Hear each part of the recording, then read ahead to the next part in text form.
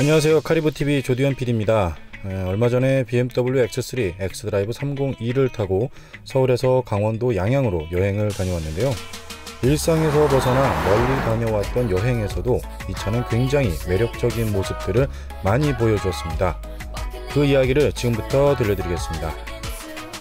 양양으로 떠나기 전에 볼 일이 있어서 인천 영종도에 있는 BMW 드라이빙 센터로 향했습니다.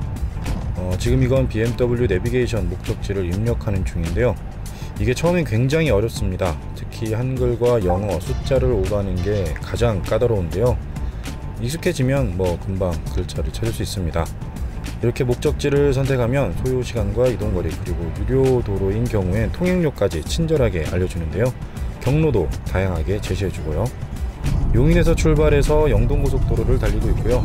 지금까지 약 1800km를 달렸는데 그 중에서 약 640km를 전기로만 달렸습니다. 그러니까 약 35%를 전력으로만 달리는데요. 아마 양양까지 다녀오면 이 비율은 더 줄어들 겁니다. 아무래도 플러그인 하이브리드는 도시에서 충전하면서 탈수록 전력 주행거리 비율이 늘어날 테니까요. 이번엔 스포츠 모드로 한번 달려보겠습니다. 평소엔 얌전하다가 스포츠 모드에선 브랜드의 본성이 바로 드러납니다. 스포츠 모드일 땐 배기음과 엔진음이 더 파워풀해지고 가속 반응과 핸들링도 더욱 민첩해지거든요. 출력과 토크 게이지도 이렇게 디스플레이에서 따로 실시간으로 확인할 수 있어서 시각적으로도 스포티한 주행을 즐길 수 있습니다.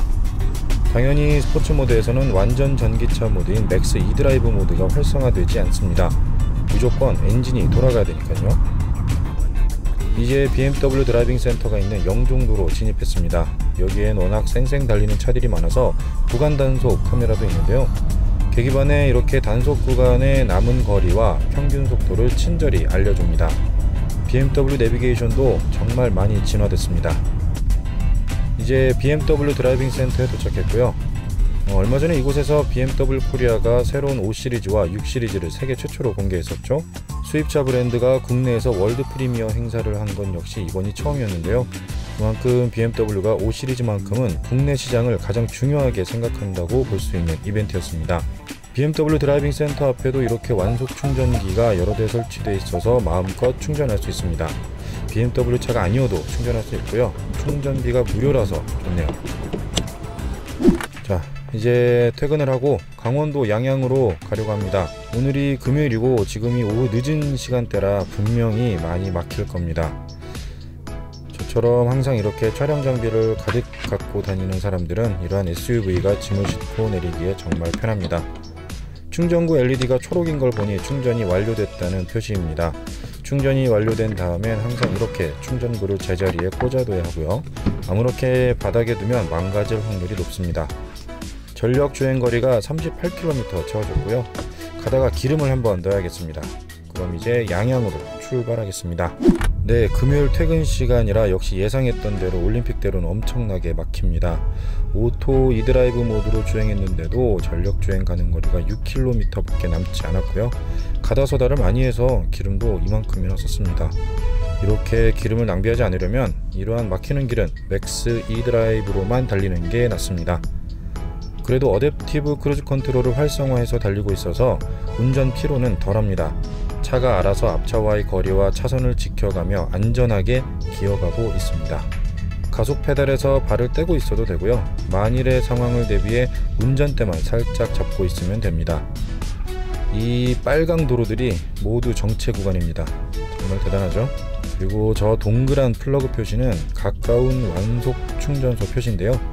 충전이 필요할 때 급하게 스마트폰을 뒤적거리지 않아도 돼서 편리한 정보입니다. 그리고 이렇게 교통정보도 실시간으로 확인할 수 있습니다. 주로 공사나 사고 같은 정보를 전해주는데 이걸 통해서 우회할 사람들은 돌아서 가라는 거죠. 어느새 저녁이 됐고요. 가평 휴게소에서 기름을 채우고 있습니다. 게이지가 쭉쭉 올라가는 게 보이죠? 전기차도 이렇게 빨리 충전될 수 있는 시대가 오면 아마 내연기관 차들은 박물관에나 가야 볼 수 있을 겁니다. 다음날 양양의 곳곳을 돌아다니며 여행했습니다. 양양의 해변은 서핑과 낭만을 만끽하려는 젊은 층들로 많이 북적였고요. 사실 이 차는 친환경차라는 범주에서 얌전할 것 같은 이미지지만 이름에 붙은 30이라는 숫자에서 볼 수 있듯이 알고 보면 높은 성능의 영역에 속하는 차이입니다. 다시 말해 3.0L 엔진을 얹은 최고 출력 200마력대의 차들과 같은 수준의 힘을 뿜어냅니다. BMW X3 xDrive 302의 최고 출력은 292마력입니다. 이건 엔진과 모터를 합한 시스템 최고 출력인데요. 엔진은 184마력짜리 2.0L 4기통 가솔린 엔진이 들어가 있고요. 모터의 최고 출력은 109마력이고요.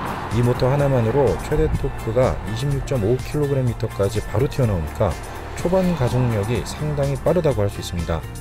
정지 상태에서 시속 100km까지는 6.1초면 되고요. 최고 시속 210km까지 달릴 수 있습니다. 하이브리드 그러면 왠지 토요타처럼 뭔가 얌전할 것 같은 이미지가 있는데요. BMW가 만드는 하이브리드는 좀 다릅니다. 애초 얌전한 걸 허락하지 않는 브랜드니까요. 모터는 엔진과 달리 전력이 공급되는 순간 최대 토크가 바로 나옵니다. 가장 쉬운 예로 선풍기를 생각하면 되는데요. 선풍기 전원 켜면 바로 힘차게 팬이 돌아가죠. 모터는 그런 특징이 있기 때문에 가속 페달을 밟는 순간 본인이 낼 수 있는 최대의 힘을 바로 발휘합니다. 그래서 전기차가 초반에 튀어나가는 속도가 빠르죠. 반면 엔진은 최대 토크에 이르기까지 어느 정도 시간이 걸립니다.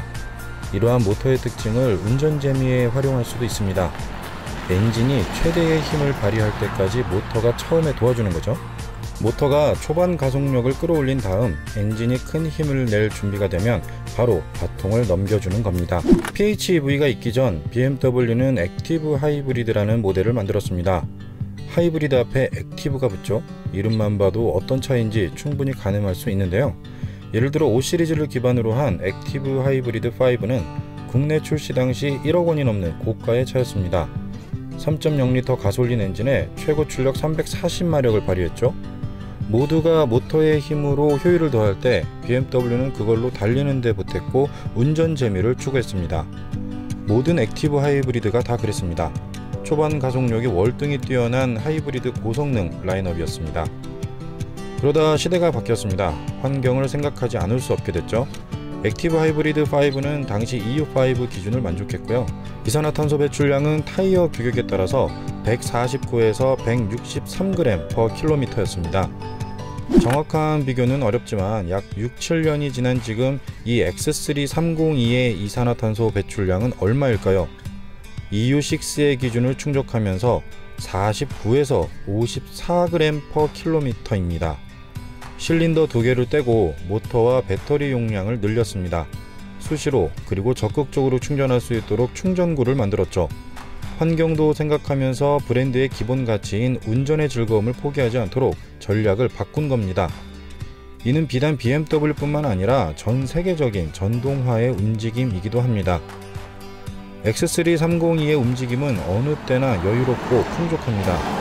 어떠한 상황에서 가속 페달을 밟아도 힘들어하거나 지친 기색을 느낄 수 없는데요.